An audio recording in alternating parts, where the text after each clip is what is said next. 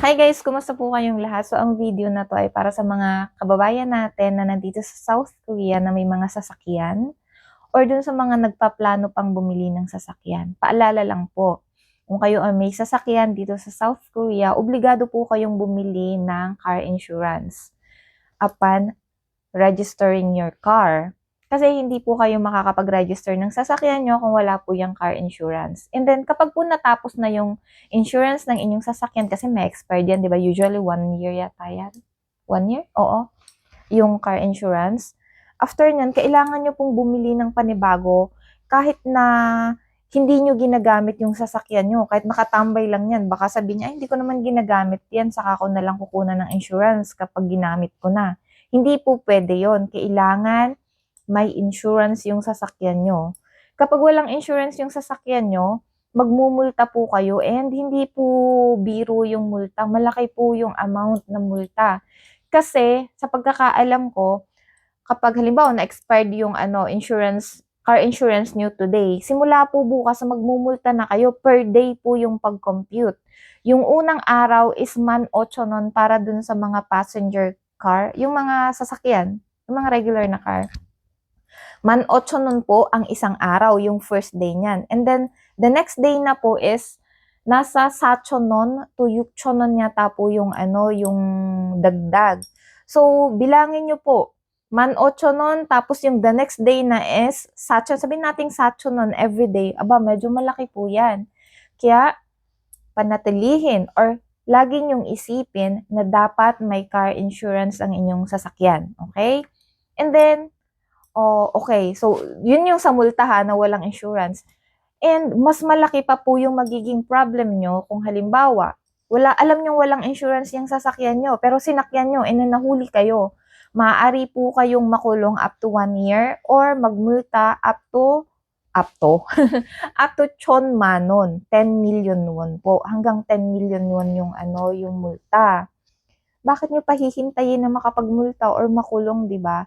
And then, halimbawa din naman, hindi kayo nahuli, na-aksidente po kayo, nakasagasa kayo, abay, mas matindi po syempre yung yung parusa sa inyo. Kaya guys, palagi po ninyong i-check yung inyong mga sasakyan, kung nag-end na ba or tapos na ba yung insurance.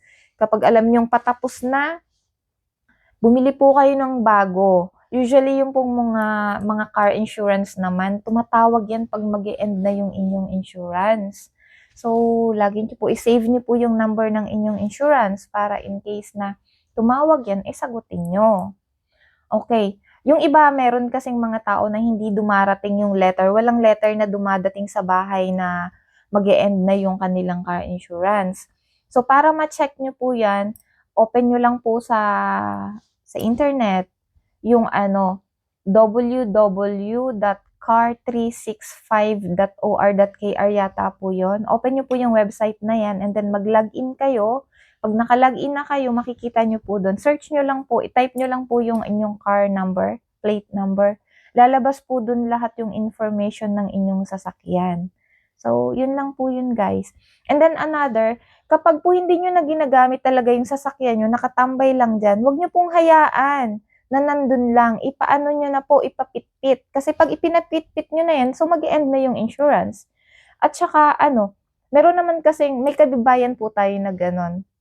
Hindi niya ginagamit yung sasakyan, nung una nagmulta na siya. So, inisip niya na wala na siyang problema kasi nakapagmulta na siya. Pero, after po nun, nagmulta na naman siya. May dumating ulit na letter. Yun po guys, hindi po porket nagbulta na kayo, wala na kayong problema hanggat nandyan yung sasakyan nyo. Kahit hindi nyo yan ginagamit, kailangan may insurance yan. So kung gusto nyo ma-end yung pagmumulta nyo, ipapitpit nyo yung sasakyan nyo. Kasi pag pinapitpit na yan, kailangan na i-register po yan as hindi na siya ginagamit. Dissolve na. Hindi ko alam kung paano ang tawag. Malso tungnok ang tawag dun eh. Chadong cha, malso tungnok yung tawag.